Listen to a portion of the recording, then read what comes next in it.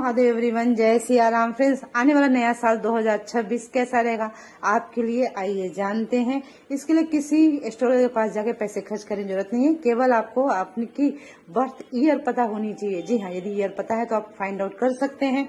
कैसे करेंगे आइए जानते हैं। यहाँ पे हम मुंथा टेक्निक का प्रयोग कर रहे हैं। आपको नया साल इंग्लिश ईयर 2026 लेना है और उसमें से सब्सट्रैक्ट करना है आपका बर्थ ईयर। जैसे मैंने यहाँ पे रैंडम ईयर ले लिया 1994, तो 2026 में से जब मैंने 1994 को सब्सट्रैक्ट किया तो कितना आया, 32 आंसर आ गया मेरा।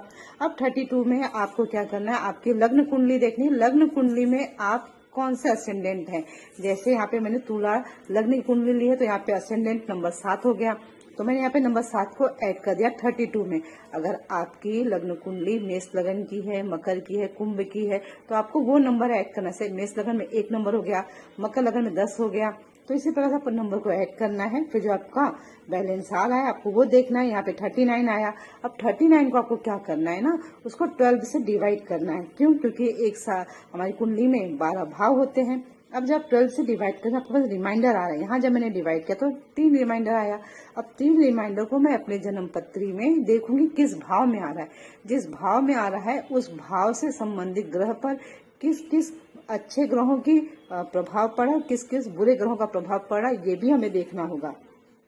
अब यहाँ पे एक नियम होता है कि जब भी जो रिमाइंडर आया है हमारा, अगर वो फर्स्ट हाउस में, सेकेंड में, थर्ड में, फिफ्थ में, 9th में, 10th में, 11th भाव में आ, जैसे मैंने यहाँ टिक किया है, साइन किया है, तो आपको समझना है इन भाव में आपका रिमाइंडर जा रहा है तो बहुत अच्छा है। यहाँ पे देखिए जैसे मैंने 3 नंबर आया था, 3 मतलब मिथुन, तो मिथुन कहाँ है, भाग्य में आ रहा है। भाग्य में आने पर भाग्य बहुत प्रबल रहेगा, आने वाला नया साल बहुत अच्छा रहेगा। परंतु यही रिमाइंडर यदि आपका चौथे भाव में आ जाए, छठे में, 8वें में, सप्तम में या 12वें भाव में आ जाए, तो समझना चाहिए कि आने वाला नया साल थोड़ा सा कठिन होगा।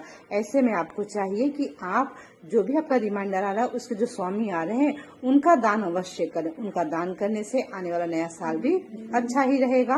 परंतु यह केवल एक टेक्निक है, इस पर हम ये नहीं बोल सकते हैं कि 100% ये आपके साथ एक्यूरेट होगी। क्योंकि मैंने लास्ट ईयर के हिसाब से जब अपना चेक किया तो मेरा लास्ट ईयर उतना बढ़िया नहीं था, परंतु मुंथा गणित के हिसाब से बहुत अच्छा आया था मेरा लास्ट ईयर।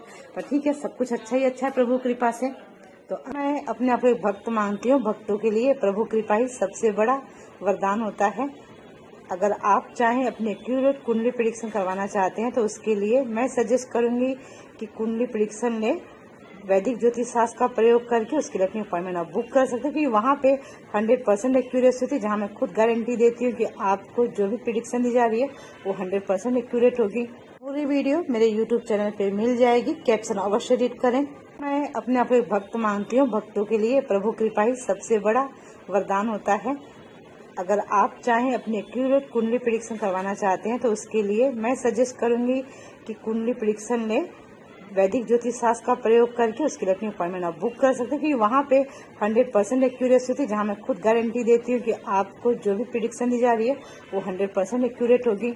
अब एक बात याद रखिए, यदि आपका डिवाइड करने पे, जैसे मैंने यहाँ किया है 12 से डिवाइड करने पर 0 आ रहा है रिमाइंडर, तो आपको घबराना नहीं है। आपको ऐसे में समझना है जो आपकी लग्न है, असेंडेंट, जैसे मैंने तुला लगन लिया है, अगर रिमाइंडर 0 आया तो मुझे तुला लगन को ही कंसिडर करना होगा और देखना होगा कि लग्न के स्वामी शुक्र होगा, शुक्र कहाँ बैठे हुए हैं और उन पे किन ग्रहों का प्रभाव आ रहा है, उस पर फलादेश होगा नए साल का। अब समझ लीजिए आपकी मेष लगन है, ठीक है, और आपका रिमाइंडर आपने जब सारी कैलकुलेशन कर ली 0 आया, तब आपको क्या करना, आपको देखना आपके मेष लग्न के स्वामी कौन है, मंगल ग्रह होता है। अब मंगल कहाँ पे है आपकी जन्म पत्री में, वो देखना है किस भाव में। मैंने यहाँ पे भाव का फलादेश बता दिया है पहले ही, आप चेक कर सकते हैं। और फिर उनके ऊपर किन किन ग्रहों की दृष्टि आई ये भी चेक करें, उस पर आपका फलादेश निर्धारित होगा।